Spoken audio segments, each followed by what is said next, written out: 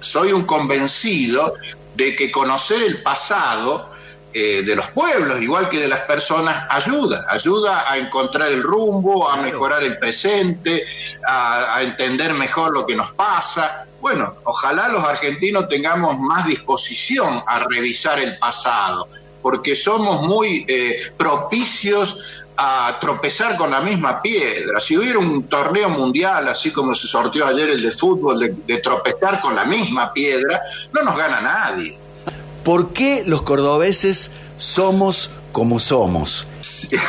¿Hasta qué hora iba el programa, me dijiste? No, es una broma pava, en el sentido de que el ser cordobés da mucha tela para cortar, A ver, en general todos los pueblos, las provincias, los lugares, la gente tiene su propia idiosincrasia. El cordobés es muy particular y algo más. No es fácil de entender para los de afuera. Por ejemplo, los porteños. Les cuesta entender la cosa cordobesa. La prueba está en que son muy pocos los porteños que le ha ido bien en Córdoba, que han triunfado y todo eso. En general, no les resulta fácil. Tenés razón. Es más fácil que un cordobés o un santiagueño o un catamarqueño pegue un exitazo en Buenos Aires. De hecho hay un montón, no voy a nombrar ninguno porque se nos van a enojar los otros, pero hay un montón que les ha ido muy bien. Y en cambio son contados con los dedos. Los porteños que aquí en distintos ámbitos, los medios han andado, en las radios. Porque el cordobés, bueno, yendo al tema que estamos planteando, es muy especial, tiene características desde cuestiones, digamos, que están más a la vista, como la tonada, por ejemplo, cuando uno sale afuera, pero la cordobesa es muy particular, ahí ya te abre una ventana, digamos, para ver de dónde nos viene, por qué, y te lleva a los estudiosos. Yo me toco de oído en esto, es porque lo he leído de los que saben, la llevan allá, a aquella Córdoba prehispánica, a los hermanos Sanavirones y Comechingones. Dicen que viene de ahí el arrastre de la sílaba pretónica. El tema es así, viste que uno dice Cordobés. Sí. La sílaba tónica es la donde lleva el acento, ya sea el acento prosódico o no. Entonces la tonada es el arrastre de la sílaba que antecede. Claro. Entonces eso dicen los que saben, los que lo han estudiado, que eso viene de allá, del fondo de la historia, de los hermanos Sanavirones.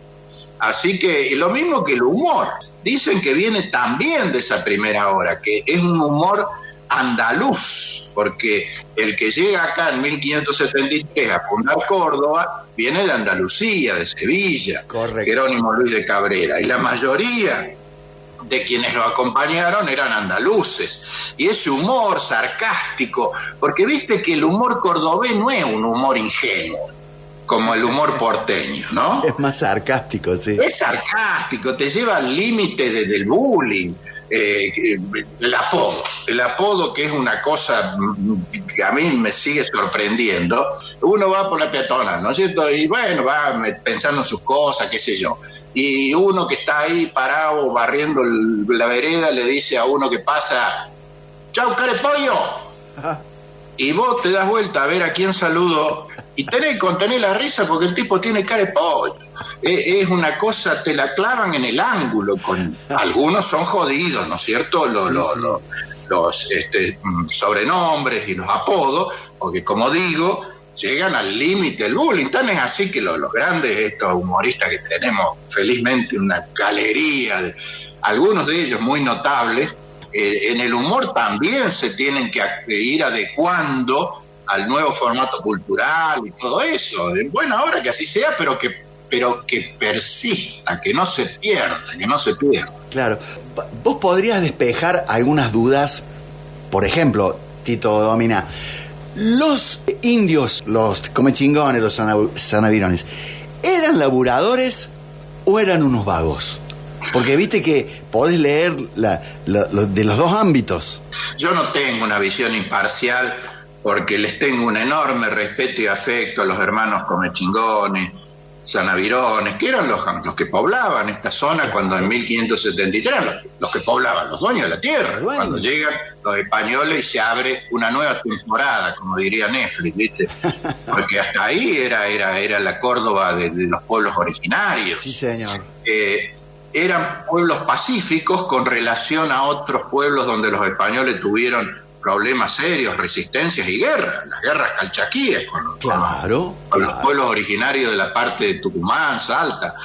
Acá no hubo ese tipo hubo sí excesos, pero no hubo una guerra porque hubo una actitud muy pacífica de los dos lados, ¿no? Porque hay que reconocer que Jerónimo Luis de Cabrera fue un tipo en ese sentido muy respetuoso para lo que era la época. Si alguno está escuchando decir, loco, pero se quedaron con las tierras, se quedaron con esto, Sí, bueno, nunca hay que salir de contexto, porque si uno examina los hechos del pasado en un contexto distinto, y se equivoca. Pero digamos que de ambas partes hubo episodios, alguno que está escuchando decir, che, Tito, y la matanza de Don Gamira, cuando lo pasaron, sí, por supuesto, hubo episodios así puntuales muy violentos, pero en general, yendo a la pregunta, eran pueblos que producían sus propios alimentos, cazadores de lo que había en ese momento, porque también recordemos a la audiencia que la fauna era muy distinta, porque los españoles son los que traen vacas, caballos, ovejas,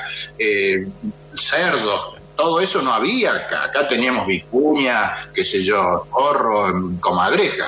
Pero caza, recolección de frutos, el algarrobo, ese árbol hermoso que yo amo tanto. Vivían tranquilos, vivían en comunidad. Felizmente de los comechingones quedan muchas cosas para saber cómo vivían, porque vivían en cuevas o en casas semienterradas, probablemente para defenderse del clima.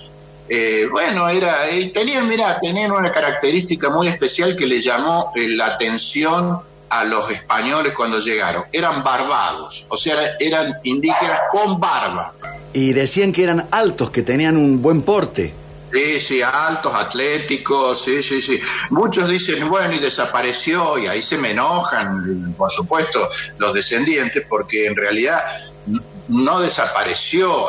La sangre comechingona y demás sigue en muchos descendientes del linaje, porque hubo una fusión, se mezclaron. Los españoles eran 100 que llegaron con Cabrera, sí. Y hoy somos 4 millones los cordobeses. Entonces, a lo largo de todo ese tiempo hubo una mezcla de razas, ni hablar cuando llegaron los inmigrantes, ¿no es cierto? Cuando llegan los inmigrantes ya mucho más adelante en el tiempo, y ahí empiezan a aparecer los italianos, los polacos, los sirios, los judíos, los libaneses, los rusos, los alemanes, y ya se armó esta fiesta que es Córdoba, ¿no? Claro, y que seguramente algo le habrá seducido a la expedición de don Jerónimo, porque técnicamente no tenían que parar acá, ¿verdad?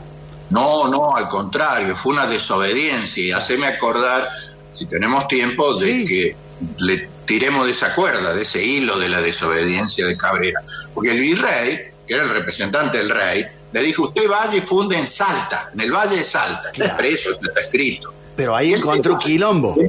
Claro, y el tipo siguió viaje, pasó por Santiago del Estero, que era la última ciudad de lo que era en ese momento el virreinato, y sigue dando hasta llegar a orillas del Suquía.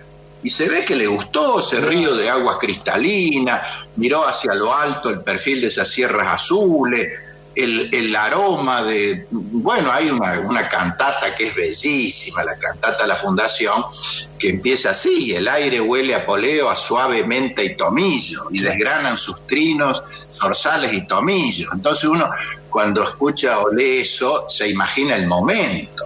Entonces el tipo de haber dicho, nos mandamos acá. Cuando se toma nota de esta desobediencia de un mandato nada menos que del virrey, bueno, lo llevan prisionero a Santiago del Estero, lo condenan a muerte y lo ejecutan. Ese fue el final de nuestro Jerónimo. Sí. Tito, ¿y no había andado también o cerca de la Mar Chiquita de Ancenusa? Sí, siempre anduvieron, porque no fue el primero en entrar a Córdoba. Don Jerónimo, ya había expediciones que venían, por ejemplo, siguiendo el río Tercero. Claro. El tercero, que después desemboca en el Paraná, era una comunicación directa con lo que ellos buscaban, porque los españoles querían encontrar la salida al mar. Incluso hablaban de algunas minas de oro en la zona de Río Tercero. Siempre los conquistadores andaban detrás de tesoros porque había mucha leyenda, en el sentido de que aquí había oro, piedras preciosas. Y respecto a la muerte de Jerónimo Luis, ¿tenés algún dato un poco más preciso? ¿Cómo fue? ¿Si garrote vil? No hay ninguna constancia, no hay ninguna, documentación. Dicen que casi sin juicio, prácticamente se lo ejecuta. Muchos estudiosos dicen garrote vil, a lo mejor el que no escucha dice, le metieron un palo en la cabeza. No, el garrote vil era un ahorcamiento, era como una cosa que te colocaban en el cuello y te iban asfixiando. Pero no se sabe, porque tampoco se sabe dónde fueron a parar sus restos. Doña Luisa Martel de los Ríos, porque ahí se arma una historia muy linda. Sí. Porque doña Luisa Martel de los Ríos es su compañera, con la cual va a tener hijos, don Jero, y ella remó y bregó hasta lograr que el rey levantara el buen nombre y honor de don Jerónimo. Pero lo que nunca consiguió es saber a dónde estaban sus restos, por lo tanto no hay un lugar donde de rendirle honor, salvo, recordarlo en esa, para los cordobeses capitalinos, esa hermosa imagen imaginada por Horacio Juárez, uno de los tantos grandes artistas que tuvo Córdoba. Horacio Juárez imaginó ese flaco que está ahí, atrás de la catedral, ¿no es cierto?, sobre la 27 de abril. Sí. Y lo imaginó así, también lo imaginó, porque tampoco había ninguna selfie, no había ninguna imagen de Cabrera. Y es una imagen querible. Yo suelo repetir que Córdoba tiene esa característica de tener con su fundador algo que no pasa en otras partes. Hay una relación muy empática, muy cercana. Don Jero, le decimos. Y hasta creo que muchos cuando pasan ahí en el ómnibus, en el taxi o a pata y miran al flaco ahí, hasta tienen ganas de saludarlo. Sí, señor. Porque nos reconocemos en él. Y ahí viene lo que decíamos hace un rato, que probablemente uno de los rasgos más importantes, si no el más importante, identidad cordobesa, viene de ahí, de Cabrera, de esa desobediencia, de haber dicho, no, yo hago esto y la banco.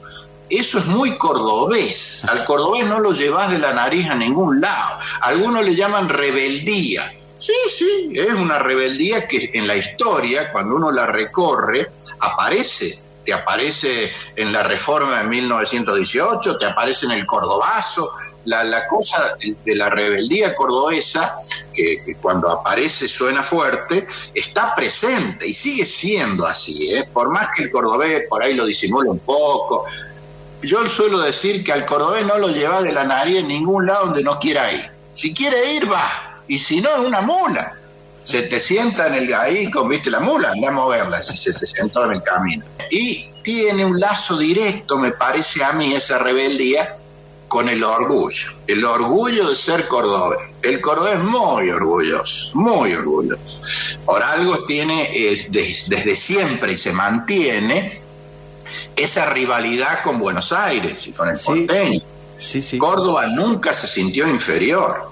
El cordobés nunca se sintió menos que nadie y particularmente menos que los porteños. Hay muchos factores, qué sé yo. En Córdoba tuvimos la primera universidad de esta parte del mundo en 1613 y Buenos Aires la tuvo en 1821.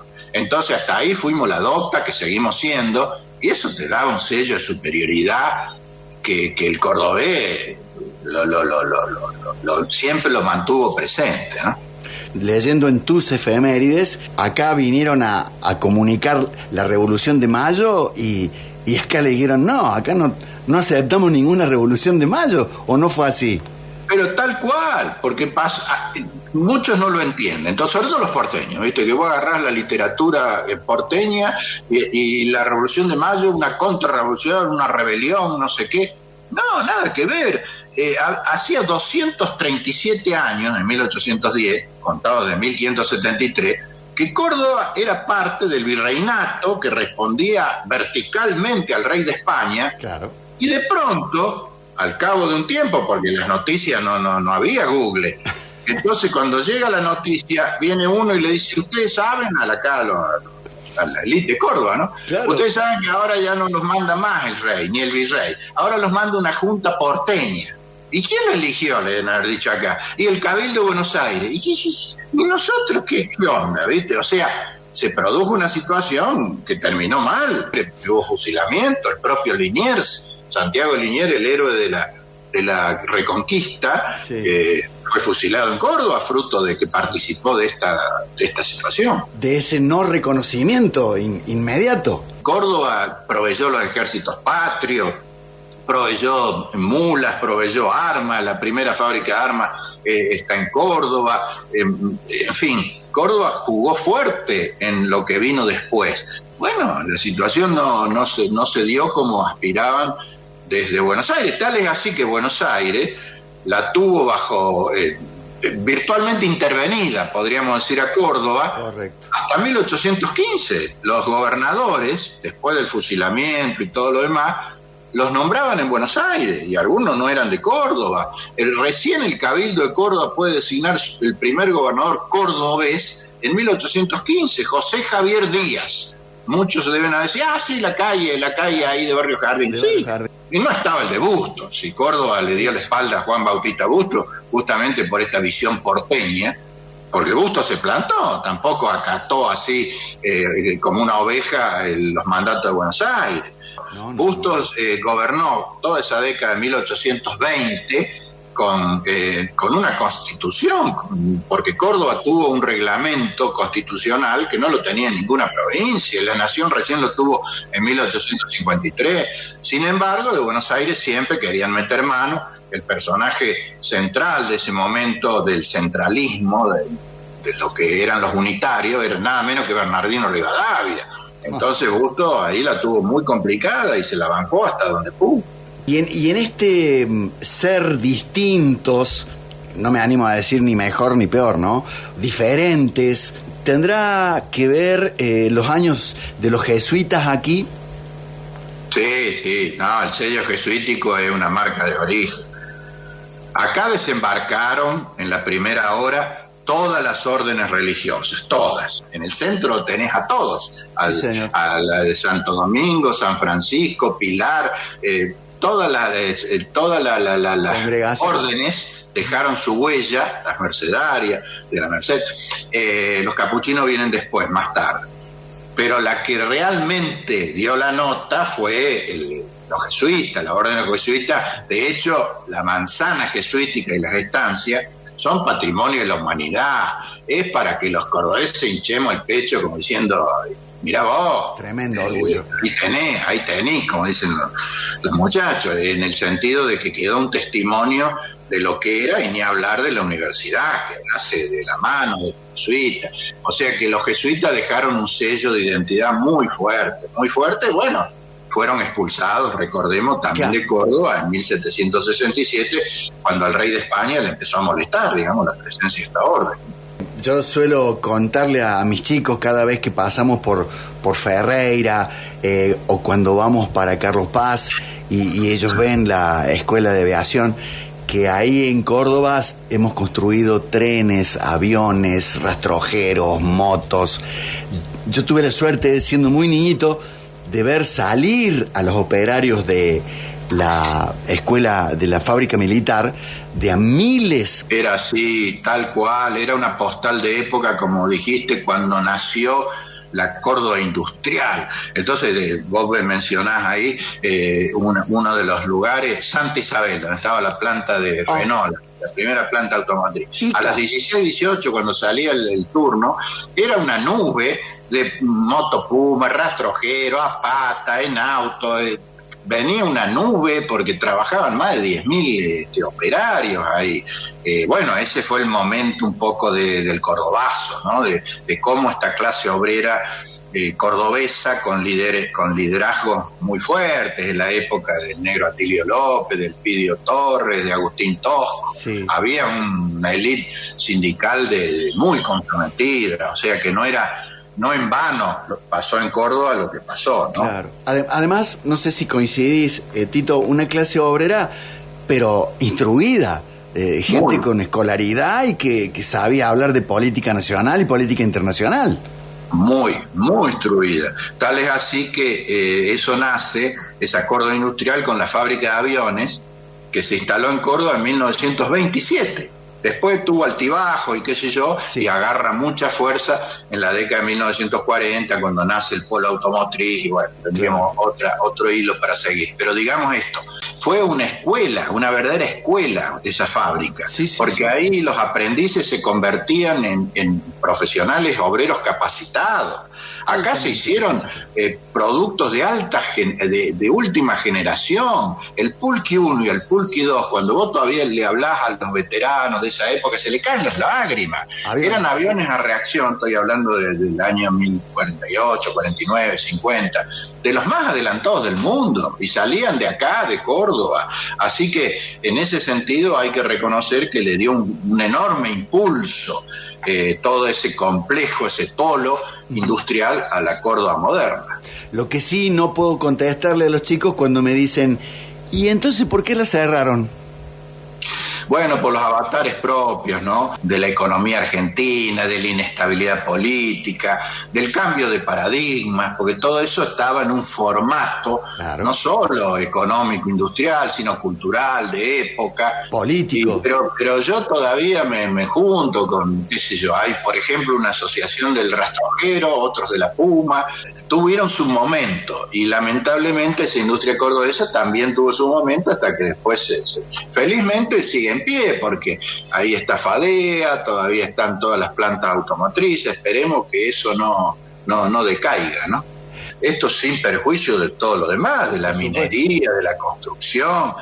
Córdoba lo tiene todo. La verdad, Córdoba, salvo salida al mar, porque es una provincia mediterránea, somos la única que limita, creo que con 7 u 8 provincias, porque claro, estamos en el corazón del país, pero dentro de los límites de Córdoba no nos falta nada, Así que la potencialidad agroindustrial, obviamente, que es la gran turbina de desarrollo, de empleo, de progreso de Córdoba. Che, Tito, ¿y por qué votamos como votamos? No, yo creo que eso ya es otra cuestión. Ajá. Córdoba, en general, le fue difícil a los grandes partidos, a las grandes fuerzas nacionales desembarcar en Córdoba.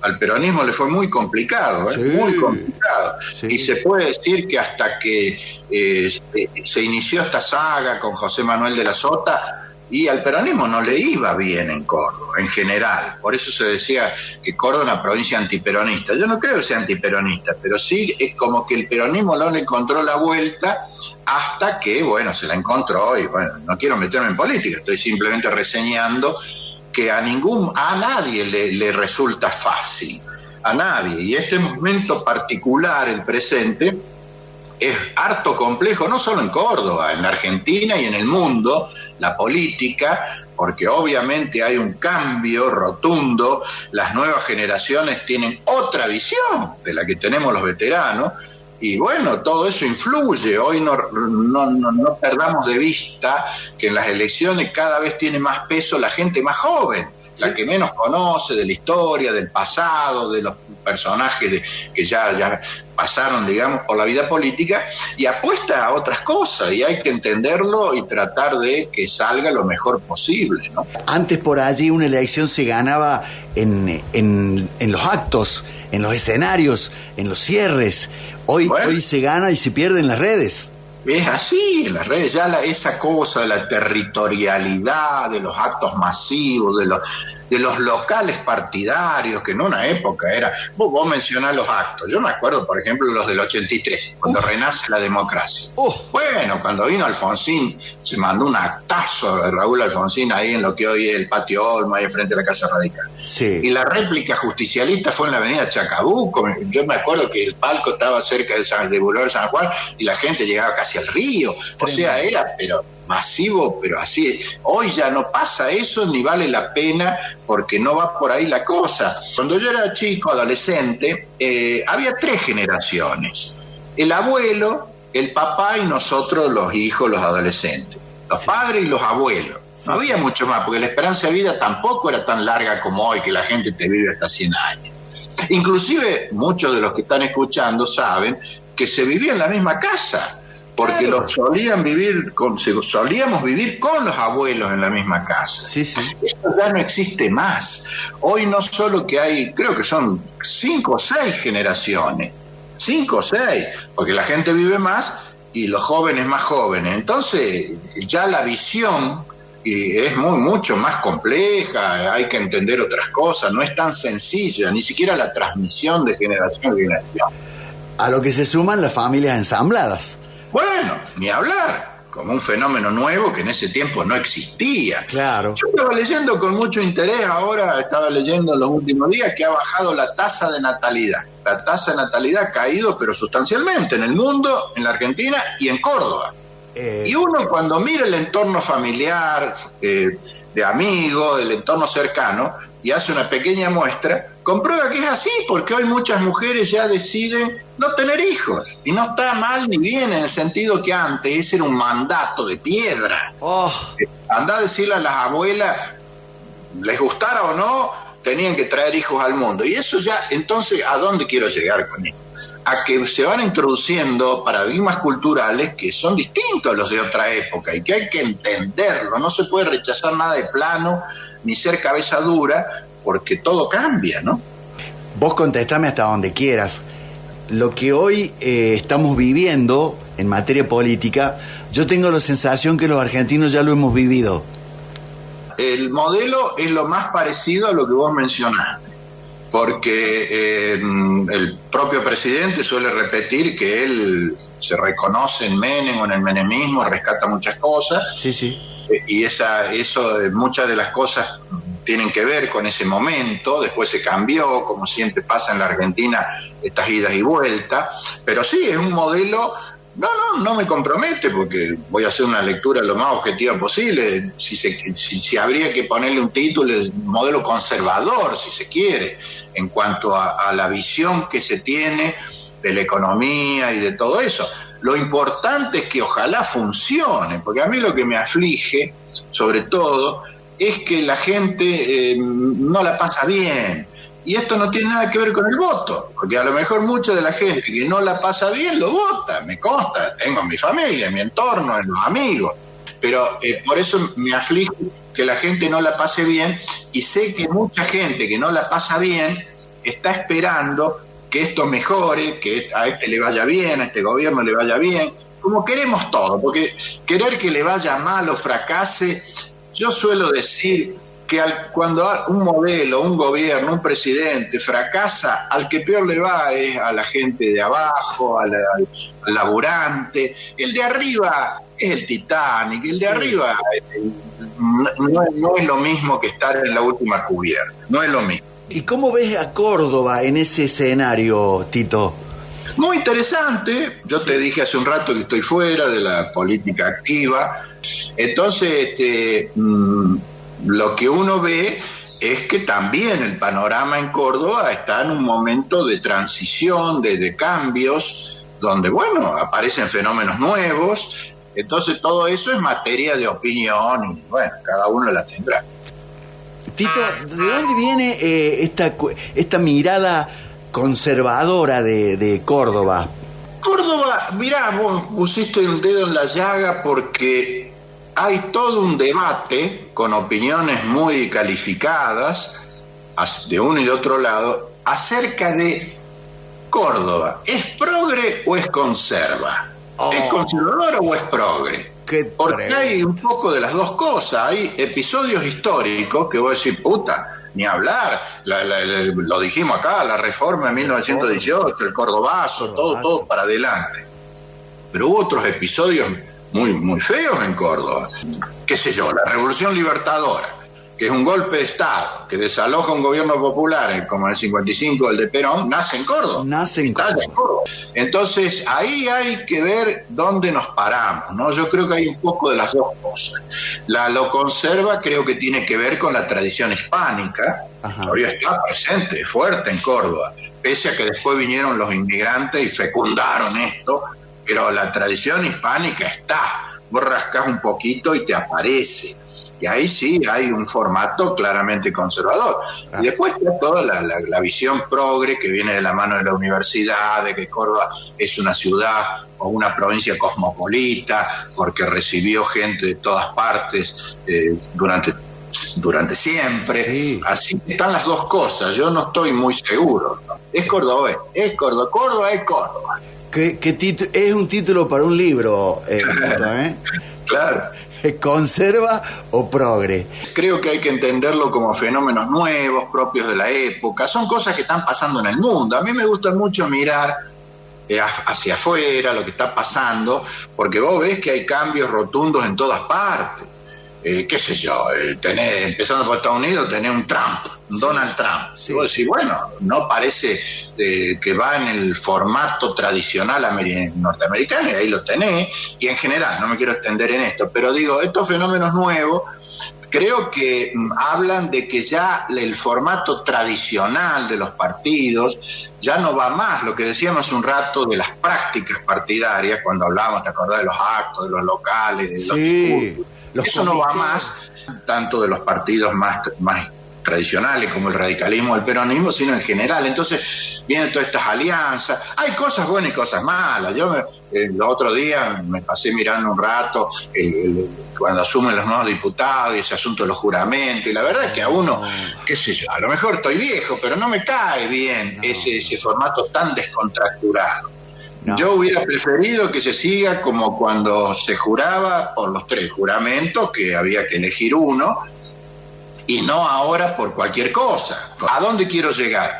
A que hoy hay hay una realidad novedosa, cambiante, disruptiva, que hay que mirarla con esa intención o voluntad de entenderla, porque si no uno la pasa mal. No, es imposible hacer futurología o retrospección, pero si se hubieran unido el peronismo y el radicalismo allá en los 40, en los 50, ¿crees que seríamos una gran nación o seríamos más tercermundistas de lo que somos? Que lo parió. Yo creo que es difícil, como decís vos, hacer conjeturas porque son contrafácticas. Sí. Uno no lo puede imaginar, pero hubo un momento. Claro. Hubo un momento. Más que la década esa del 40 al 55, donde la relación con el radicalismo fue mala.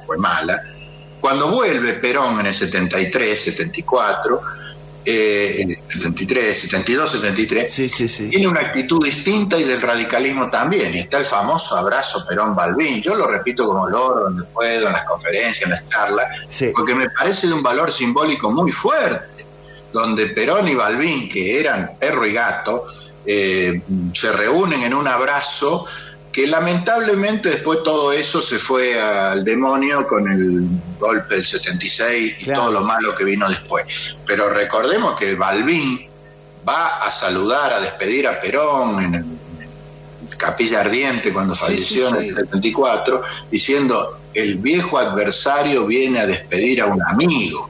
Eso es muy fuerte, muy fuerte. Lamentablemente no prevalece ese espíritu en la política argentina, nunca, y más bien prevalece lo otro, la llamada grieta, ¿viste? El bullying. Y eso tenemos que superarlo porque la grieta anula esfuerzos, esteriliza energía. Yo repito también como loro, hay que hacer como dicen en el campo. En el campo todavía los paisanos te dicen cinchar para el mismo lado, te dicen, como diciendo, no jodan más. Nos cuesta. Yo no sé, debe haber algo en el ADN que hace que prefiramos en general el enfrentamiento al entendimiento. Por eso todos los esfuerzos de acuerdo, en las cuestiones importantes, obviamente uno no puede pedir que la política esté de acuerdo en todo, porque eso sería ingenuo. Argentina tiene todo. Somos un país bendecido por la mano de Dios.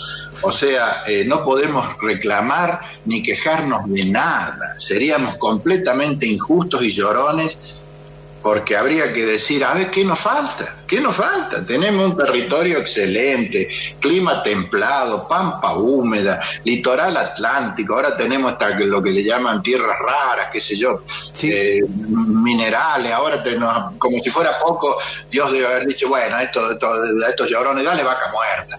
No sé qué más podemos pedir. No tenemos guerras, no tenemos guerras étnicas ni religiosas. No tenemos problemas raciales, no tenemos problemas religiosos. Acá en nuestra Córdoba tenemos algo que, si me permitís, les rindo un homenaje, porque los quiero a todos esto, de la mesa el Comipaz, que es un ejemplo, que se siente el rabino con el pastor, con el cura. Me encanta eso, y se los digo a ellos, ¿no? Bueno, entonces, si no tenemos todos esos problemas climáticos, mirá si fuéramos, qué sé yo, Canadá, que están 6 meses bajo hielo, no queda nadie. ¿Qué quiero decir con esto? Que el problema somos nosotros, que tenemos que hacer una fuerte autocrítica los argentinos y entender y aceptar por qué no somos capaces. Pero ¿qué digo? No hay derecho. No es un país que se pueda justificar tener 36% de pobreza, sobre todo en los jóvenes, en los niños. No hay derecho. Entonces ahí tenemos un problemita que sobre todo la dirigencia tiene que resolver, porque vos no le podés tirar estos problemas así tan grandes que estamos hablando, esta agenda a cualquiera, en el buen sentido, porque es más que nada una responsabilidad de quienes dirigen. Yo suelo decir que el Titanic se llevó puesto el iceberg como, digamos, culpa de los que dirigían el barco, los que estaban en la cabina de mando. ¿Qué le va a decir a los pobres diablos que estaban ahí paliando carbón, que por qué se chocaron No. Entonces, valga este ejemplo pavo, sí, para decir que tenemos que encontrar el rumbo, pero más que nada la dirigencia, y está castigada. Mirá que lo que ha pasado en la política en los últimos tiempos tienen que ver también con un cansancio de la gente. Yo creo que la gente está cansada de que que no haya resultado, porque tampoco te pide cosas ustedes lo saben, son una radio popular. ¿Qué quiere el que escucha Radio Suceso? La mayoría de lo que escucha Radio Suceso, el laburante, ¿qué quiere? Bueno, pasarla bien, llegar a fin de mes, un asadito el domingo, la fiesta de 15 de la hija, levantar una piecita en el fondo. No es mucho más que eso, cambiar la moto, el que tiene un auto cambiar un par de modelos. No te están pidiendo la luna, no te está diciendo el laburante, quiero conocer Estambul. Yo no conozco ninguno, a lo mejor quiere, pero no es lo que está pasando. Entonces uno dice, loco, pónganse en las pilas para que realmente mejore la situación y la gente se pueda dar estos pequeños gustos.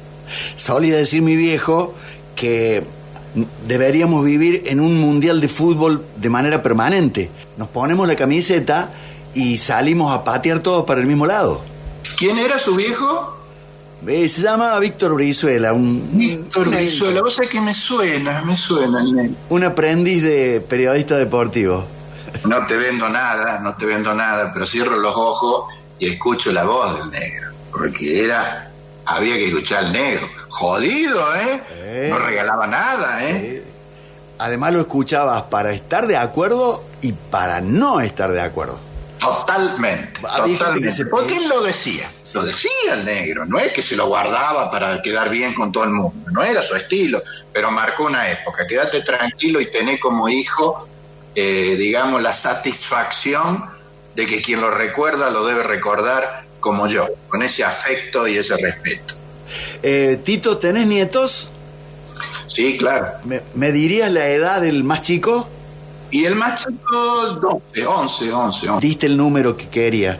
¿Será esa la generación que va a hacer el cambio?